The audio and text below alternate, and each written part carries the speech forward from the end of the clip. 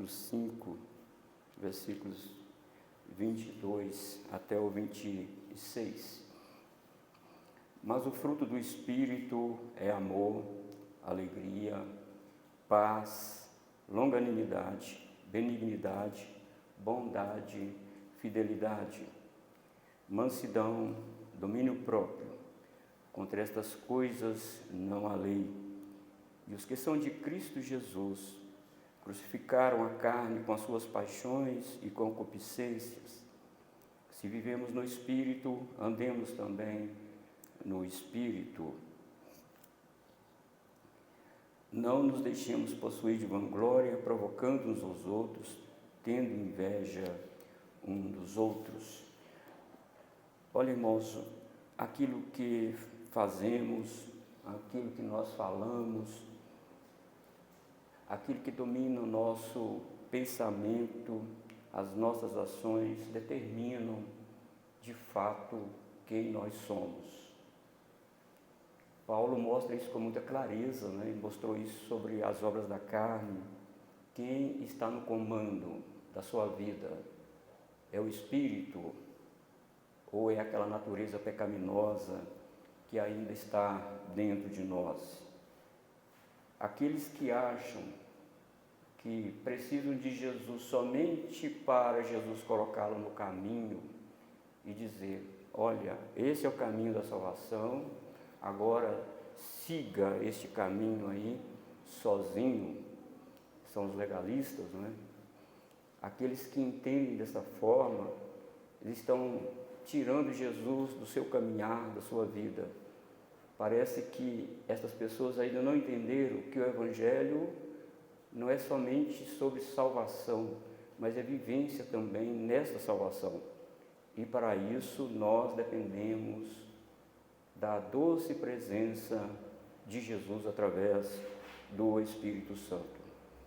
Muitas pessoas acham que agora eu posso me virar sozinho. Imagina um bebê que acabou de nascer, não é verdade? Porque a palavra de Deus diz que o novo nascimento é assim. Um bebê acabou de nascer e a mãe diz, fique quieto aí agora, agora você vem aqui na cozinha, pega suas coisas, seu alimento, isso não. Ele é uma nova vida, mas ele precisa de cuidados, ele precisa da sua mãe. Na verdade, os filhos, mesmo depois de casados, depois de barbudos, velhos, precisam dos seus pais, né, da sua mãe. Quando os nossos progenitores morrem, fica um vácuo, né? Eu perdi os dois e tem lacuna dentro da minha vida por causa disso, né? E o ponto de Paulo, irmãos, aqui é que precisamos sim de Jesus. Lá naquela região da Galácia, é bom que nós mencionamos aqui, irmãos, tinha alguns grupos, tinha os libertinos. Os libertinos, sou salvo, posso agora viver minha vida, posso agora fazer o que eu quero. Por isso não tem problema ir nos templos pagãos, onde se pratica feitiçaria, a imoralidade. Sou salvo, diz Paulo que eu estou salvo, então não tem problema, esses são os libertinos. Mas também naquela região tinha os crentes legalistas, aqueles que ajuntavam a obra salvadora de Cristo com suas próprias obras. Eles acreditavam que precisavam guardar dias, meses e anos e, sobretudo, eles acreditavam que precisavam circuncidar. Esses eram os legalistas. E nessa luta da carne contra o Espírito que nós estamos vendo até aqui, irmãos, também tem os crentes que estão em Jesus. Libertino, legalista e os crentes que estão em Jesus. Esses crentes são salvos. Eles entendem mal a salvação. Eles entendem mal e às vezes acham que por mero esforço humano eles podem galgar níveis, segundo eles, de santificação. Na verdade, não. Na verdade, evidentemente que a palavra de Deus fala sobre a santificação, principalmente em Romanos, a partir do capítulo 12. Antes Paulo fala sobre a justificação, mas a partir do capítulo 12 o apóstolo fala sobre a santificação, não é? E até sobre a santificação, que é um processo, Nós precisamos de Deus. Nós precisamos de Deus. Para orar, nós precisamos de Deus. Para ler a Bíblia, nós precisamos de Deus. Precisamos de Deus para tudo. Então, até a santificação é uma obra também de Deus. Evidentemente que nós separamos aqui a obra monergística, é só de Deus a salvação, e a sinergística, que é Deus fazendo essa obra em nós com o nosso esforço, com a nossa cooperação. Então você viu libertino, legalistas, crentes que ainda lutam contra o pecado. E essa luta vai parar só quando nós descermos a campa fria, só, ou quando Jesus voltar. Até lá não tem idade, não tem casado, solteiro, todos nós lutamos contra essa natureza pecaminosa que está dentro de nós. Mas também tem aqueles crentes que já triunfaram sobre as obras da carne, que estão no céu, né? Hoje, como diz Hebreus capítulo 12, estamos rodeados, né, de tão grande nuvem de testemunhas, né? Eles venceram o pecado, eles venceram o mundo, eles venceram tudo isso aí. Vocês vão desistir? Eles desistiram não. É mais ou menos assim uma emulação, como diz Paulo em Romanos, que Deus fez uma emulação nos judeus, um ciúme nos judeus, para que, olha os gentios, caminhando de gentios, né? Como que eles estão na fé. E vocês vão deixar isso acontecer? Vocês que são a oliveira original, os gentios são um ramo enxertado, estão melhores, estão dando mais frutos, vocês vão deixar isso acontecer? Pois bem, meus irmãos, como nós falamos aí no estudo passado, as obras da carne, nós listamos, Paulo lista aqui 15 obras da carne, e ele diz que ele não trouxe de forma exaustiva, definitiva, as obras da carne, porque no final ele diz: e coisas semelhantes a estas que eu acabei de falar, eu vos declaro, não herdarão o reino de Deus que tais coisas praticam. Estão fora do reino de Deus. Embora se vistam da religiosidade, embora defenda a sua denominação, embora defenda seus documentos confessionais, credais, embora defenda a sua postura litúrgica, todavia, se isto aqui sobreviver a sua vida, te dominar, e é uma indicação, porque Paulo fala, as obras da carne são manifestas, quer dizer, não tem como as pessoas não conhecerem, não tem jeito das pessoas não conhecerem, são manifestas, não tem jeito de esconder isso, como ninguém esconde uma tosse, por exemplo, né? É isso, nós falamos aqui na quinta-feira passada sobre isso, a vida cristã centrada no Evangelho, ou você está dominado pelo Espírito, ou dominado pela carne. Quem é dominado pela carne é uma indicação de que não foi salvo pela cruz de Cristo, não foi salvo pelo Evangelho de Jesus Cristo, porque ele disse em Romanos, você lembra lá em Romanos, parece capítulo 1, versículo 16, quando ele pregava o Evangelho em Roma, ele: não me envergonho do Evangelho de Cristo, porque é poder de Deus para a salvação de todo aquele que nele crê, primeiro do judeu e também do grego. Então você vê que o Evangelho é o poder de Deus. Se o Evangelho entrar na vida de uma pessoa, é certo, é evidente que vai mudar a vida da pessoa. A pessoa será dominada mais, vai deixar de ter desejo, vai nada. Talvez o desejo até aumente, mas vai haver uma luta agora, né? Não vai haver entrega. É assim mesmo. A Bíblia diz que o cair do homem, levantar de Deus. Eu nunca li isso na Bíblia, mas alguém cita isso aí, né? Que o cair do homem, levantar de Deus. Mas não tem. Hoje eu quero falar, irmãos, sobre o fruto do Espírito. Eu quero deixar aqui para ciente de vocês que eu pretendo falar aqui 5 cláusulas deste texto, mas pode ficar tranquilo que eu não vou falar 5 hoje, tá bom? Eu só quero citá-las para vocês.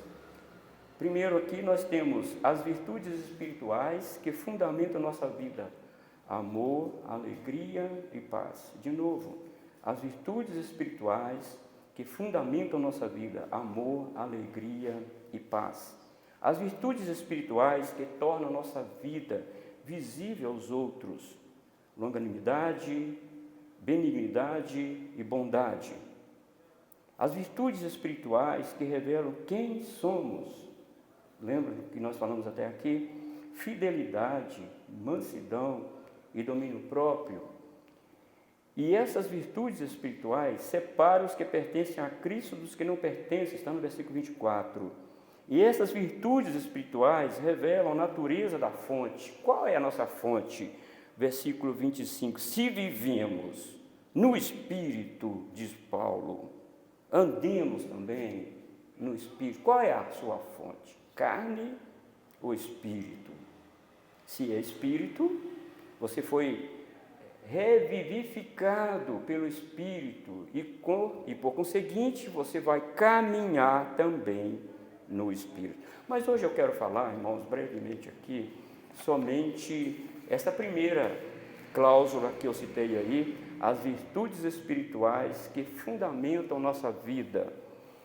Está lá dentro, ninguém vê, está lá, amor, fidelidade, amor, alegria e paz, na verdade. Amor, alegria e paz. Se ele, Paulo, está dizendo que é fruto, vamos pensar numa árvore então. Vamos dizer que o amor, a alegria e a paz são as raízes que seguram essa árvore. Não é? E podemos então falar que os frutos, os demais frutos aí, não é, aquele Paulo listou, e eu quero só recobrar aqui, longanimidade, benignidade, bondade é o tronco aqui dessa árvore, é o que todo mundo vê, não é? E também fidelidade, mansidão, domínio próprio, é as evidências que essa árvore produz. E é interessante, ou se você quer também pensar como um edifício, você vai ter que também ter a mesma analogia, pensar que a fundação do edifício está ali no amor, na alegria, na paz. Mas vamos pensar hoje, colocando essas duas coisas paralelas, o ser humano novo em Cristo. Se ele é novo em Cristo, o que está lá dentro dele? O que rege a vida dele inicialmente, não é? Então veja bem, já de início aqui Paulo diz que as virtudes cristãs que ele acaba de nos mostrar aqui não são produzidas por nós. Observe o que ele falou. Do Espírito. O fruto é do Espírito. Não é da lei, não é da religião, não é da denominação, não é da constituição da igreja, não são dos nossos documentos credais, não são da nossa confissão de fé, não. Esse fruto é caracterizado por 9 características da vida cristã, vem de Deus. Portanto, ninguém tem acesso a isso. Só os regenerados, só aqueles que o Evangelho entrou dentro deles e por isso eles têm. Por isso que o apóstolo Paulo diz, as obras da carne são, aí ele começa com mas o fruto do Espírito é amor. Vamos aqui analisar por que Paulo começa a analisar essas evidências internas e invisíveis da fé cristã, da vida cristã, com amor. O amor robustece a teologia de Paulo. Paulo é o teólogo, podemos dizer, do amor. Quando o apóstolo Paulo está falando do amor, principalmente aqui, ele não está falando de sentimento que nós temos um com o outro. Ele não está falando de emoções que nós sentimos quando nós recebemos alguma coisa. Oh, como eu amo isso! Não.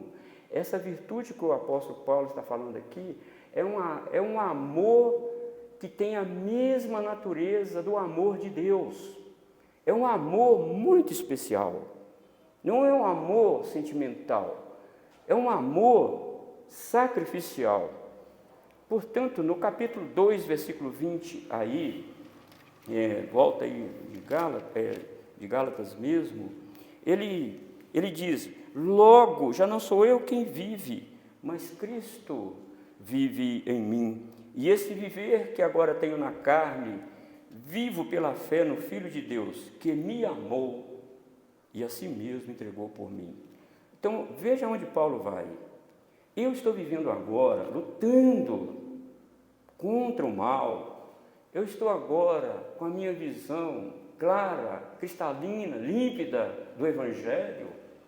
É porque houve alguém que me amou, e não somente me amou, se entregou por mim. Este é um amor muito especial, irmãos.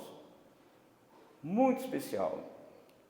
E ele fala ainda no capítulo 5, versículo 8 de Romanos: Deus prova o seu amor para conosco pelo fato de ter Cristo morrido por nós, quando nós ainda éramos pecadores. Amar quem nos ama, ó que fácil. Que fácil. Então, Paulo é o teólogo do amor. O amor robustece a teologia de Paulo. Você vai sempre, em todos os escritos de Paulo, você vai ver o amor superabundar nos seus escritos. E não é só no capítulo 2, aqui mesmo no capítulo 5, versículo 6, o apóstolo Paulo diz: porque em Cristo Jesus nem a circuncisão, nem a incircuncisão tem valor algum, mas a fé que atua pelo amor. Não tem jeito, irmãos, de eu dizer: eu sou crente, eu creio em Jesus, e não ter amor. E vice-versa. Eu tenho amor, esse amor que eu estou falando aqui, que é um amor muito de entrega, um amor muito sacrificial, um amor especial, vem lá do alto, invade o nosso coração. Este amor que faz você amar o irmão, mesmo ele não gostando de você, a irmã, queridos irmãos. Este é um amor que invade, esse é o amor que Paulo fala aqui. Não é? Então não tem jeito, amor e fé são dois irmãos gêmeos, não é? Paulo diz que o amor é um caminho pelo qual todo cristão tem que passar. Em Efésios capítulo 5, versículo 2, ele diz: e andai em amor, como também Cristo nos amou e se entregou a si mesmo por nós. Você vê que o apóstolo Paulo sempre desenvolve uma teologia da substituição. Ele morreu por nós, ele se entregou por nós. Esse é o Evangelho. Não é eu fazendo nada. Eu só faço algo depois que eu nasço, depois que eu tenho uma nova vida. Mas antes não, é Cristo. Não é verdade, irmãos? Então, quando Paulo vai listar aí as peças das roupas, das indumentárias que nós cristãos precisamos usar, ainda em Efésios, ele diz que nós devemos nos revestir como eleitos de Deus, não é? De ternos afetos de misericórdia, bondade, humildade, mansidão, longanimidade, suportando uns aos outros, de perdão. E depois vem o versículo 14: e acima de tudo isso, porém, esteja o amor, o amor que é vínculo da perfeição. Você pode ter tudo isso aqui que ele acabou de falar, de ternos afetos de misericórdia. Eu sou eleito. É mesmo? Você é eleito? Você tem isso aqui? Você desenvolve isso aqui? Não, então não. Então você não é eleito, não. Não, você tem que ter afetos de misericórdia, ternos afetos. E acima de tudo, o amor. Você está entendendo porque o apóstolo Paulo elenca aqui as 9 características do fruto do Espírito, começando pelo amor? Porque todas essas outras coisas que ele vai falar estão sobrepostas no amor. É no amor. Eu gostaria de ler rapidinho, talvez eu nem acabe nem essa sessão aqui, né, irmãos? Com vocês, 1 Coríntios capítulo 13. Veja bem, Paulo aqui faz um hino ao amor, não é? Ele faz aqui, de fato, ele foi aqui um compositor do amor, não é?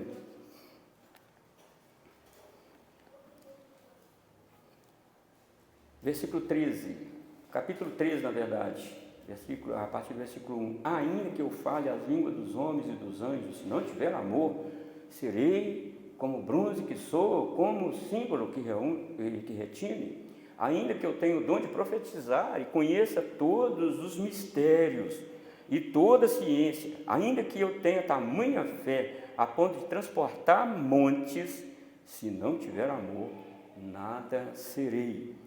E ainda que eu distribua todos os meus bens entre os pobres, e ainda que entregue o meu próprio corpo para ser queimado, se não tiver amor, nada disso aproveitará. Aí ele começa a dizer o que é o amor, não é? O amor é paciente, é benigno. O amor não arde em ciúmes, não se ufana, não se ensoberbece, não se conduz inconvenientemente, não procura os seus interesses, não se exaspera, não se ressente do mal, não se alegra com a injustiça, mas regozija-se com a verdade. Tudo sofre, tudo crê, tudo espera, tudo suporta. O amor jamais acaba, mas havendo profecias, desaparecerão. Ficamos aqui, irmão. Olha o que ele fala sobre o amor. Ele canta, de fato, o amor. E no próprio contexto de Gálatas, aí no versículo 26, que nós estamos olhando, irmão, que o amor é esse cumprimento aí da lei, não é verdade, irmãos? Quem tem essa virtude cristã, o amor, dentro dele não se ressente do mal, não promove briga, divisão, facções, e como ele vai falar no versículo 15, não morde uns aos outros. Nós estamos falando em Gálatas aí. Não morde uns aos outros. Porque lá estava brigando, lá na região da Galácia. Este é um amor, irmãos, que recebemos, cuja fonte é Deus. É Deus. Quem olha para a desgraça alheia e não tem compaixão, não estou dizendo compaixão nem no aspecto humano que a gente tem que ter, não é?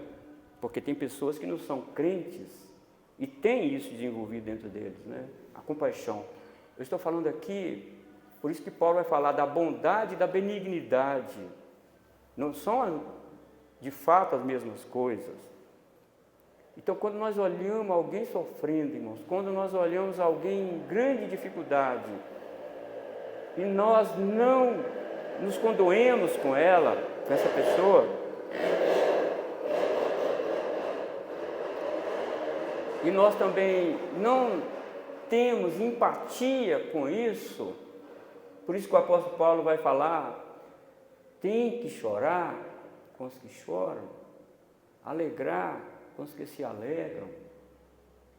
E se nós não desenvolvermos isso, irmãos, será que de fato nós amamos? Deixa agora o amor, vamos aqui para a alegria, né? Para a alegria. O amor é exaltado acima de qualquer outra virtude em Corinto. Mas agora Paulo diz que quem é guiado e vive no Espírito, nutre em sua vida a alegria. E não fica recém-plante, irmão, de maracujá maduro, né?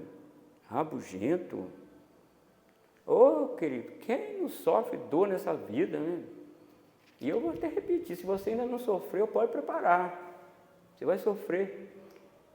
Tem um irmão que estava incomodado com uma família, não é da igreja presbiteriana, mas eu conheço muitos lá da minha matriz espiritual, ainda tenho muito contato com eles, ainda vou na igreja lá.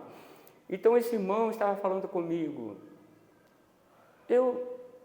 João, nós sofremos tanto, nossa vida é de muito sofrimento, e a outra família tal, ele citou lá, que eu conheço também, sofre nada.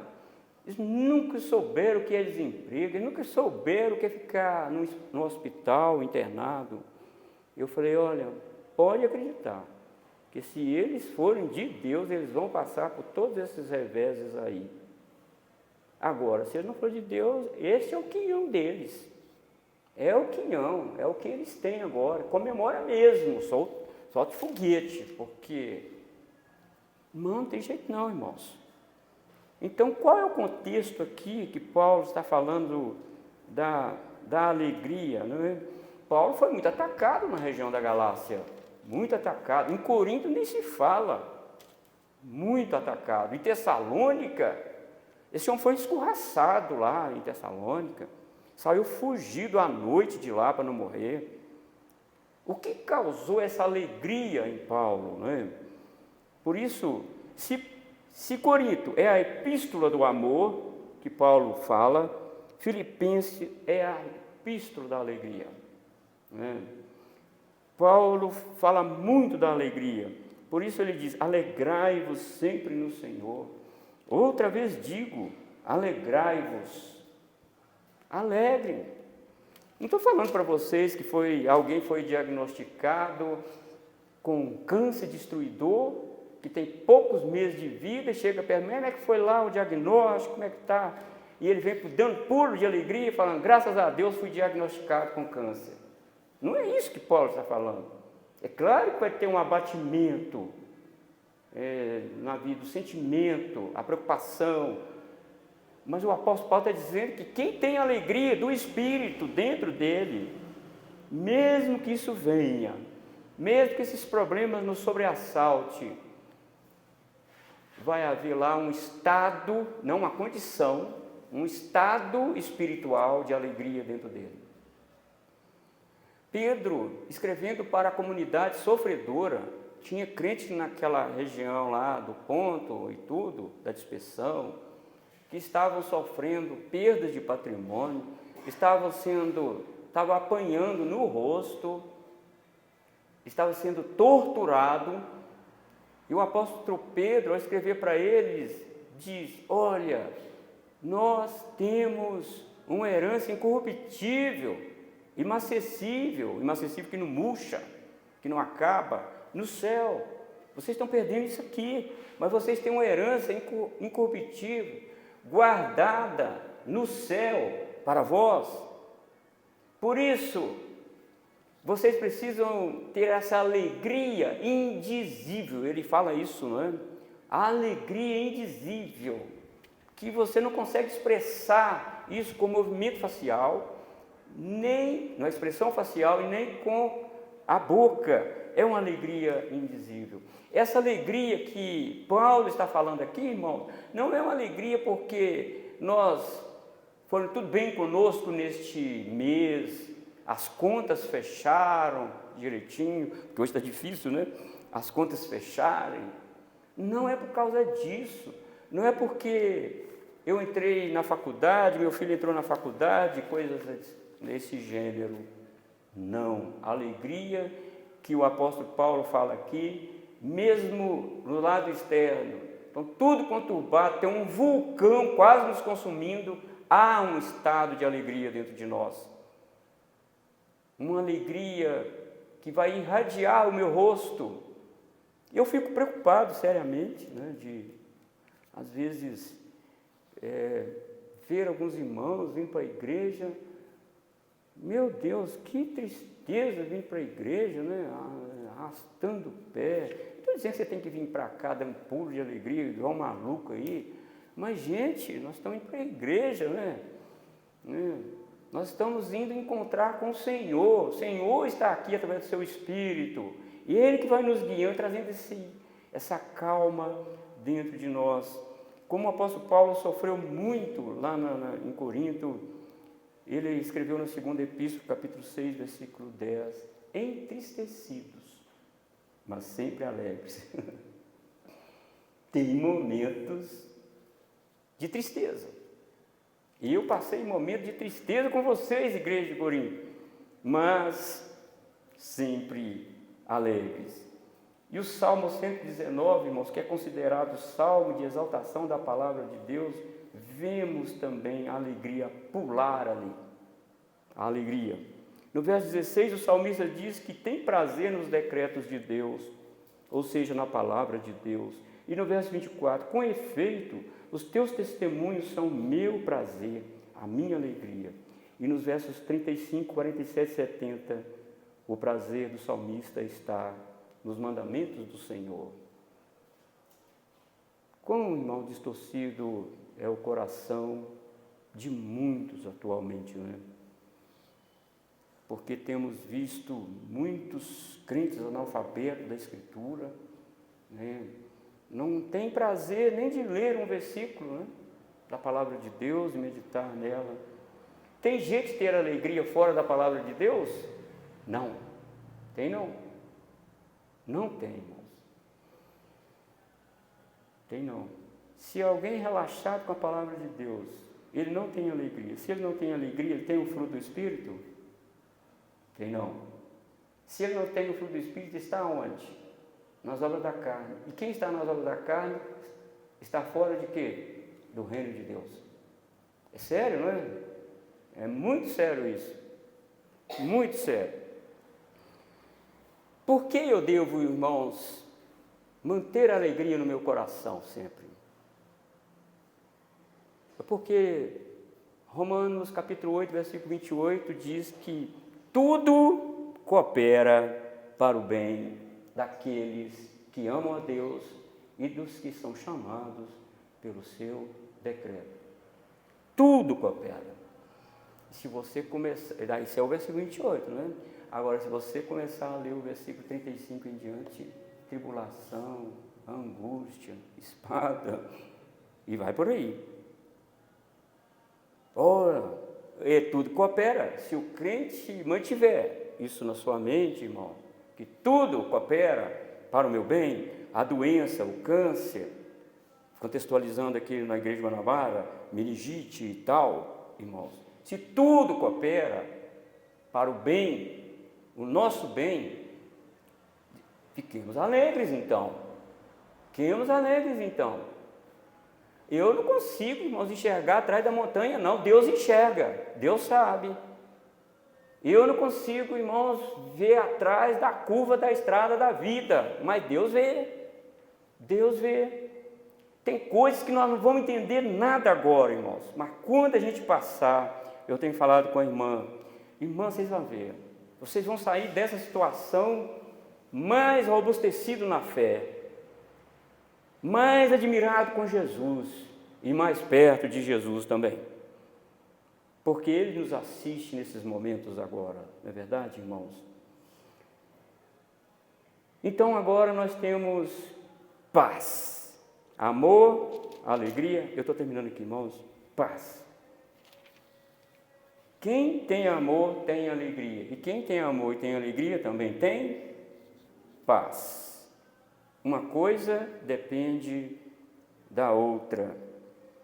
Se a alegria do Espírito não é o resultado de uma satisfação pessoal, como ser promovido no emprego, por exemplo, e outras coisas que podemos ter aqui, a paz é sequência do amor e da alegria.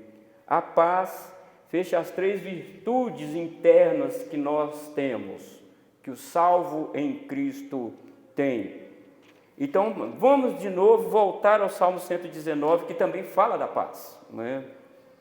O Salmo 119, versículo 165. Grande paz tem os que amam a tua lei, para eles não há tropeço. Tem jeito então de ter paz sem a lei de Deus? Não tem. Porque as duas coisas são concomitantes. As duas coisas são congruentes na nossa vida espiritual. Eu nunca vou ter paz se eu me afastar da palavra de Deus, da meditação na palavra de Deus.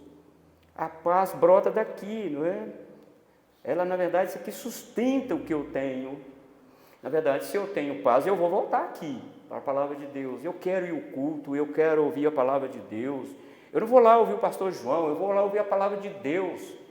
Eu quero a leitura no culto. Quando nós lemos leitura no culto, agora eu estou pegando mais um método na liturgia, de colocar um texto mais longo no início da liturgia, para toda a igreja se familiarizar com isso, ler a Bíblia. Irmãos, a paz, ela é alimentada pela palavra de Deus. A paz, irmãos, é essa postura serena do coração radiante diante de turbilhão de situações desfavoráveis. Quando a paz reina em nosso coração, o que advém disso é um espírito pacificador por amor ao Senhor. A palavra de Deus também no Antigo Testamento era a garantia de que o Messias, inclusive o profeta Isaías falou disso, você lembra? Sobre os atributos do Messias, e ele será conselheiro maravilhoso, Deus forte, Pai da eternidade e príncipe da paz. Então, fora de Jesus, esquece, você não tem paz. Fora de Jesus não há como ter paz, de forma alguma.